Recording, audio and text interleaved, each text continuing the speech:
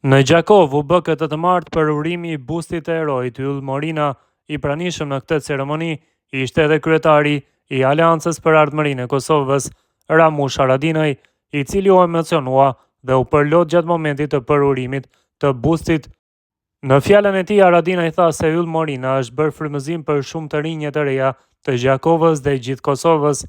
Duke qenë ndër të parët që u rreshtua në radhët e ushtrisë çlirimtare të Kosovës, Yll Morina u bë shpejt frymëzim për shumë të rinj e të reja të Gjakovës, të cilët ju bashkuan luftës kundër armikut dhe e çuan ata deri në fund, idealin e popullit për liri. Sot ju bashkova kryetarit Ardian Gjini, bashkëluftëtarëve dhe kolegëve në përurimin e bustit të erojit Yll Morina në shkollën që me krenarin mban emrin e tij në Gjakov, ka deklaruar Haradinaj.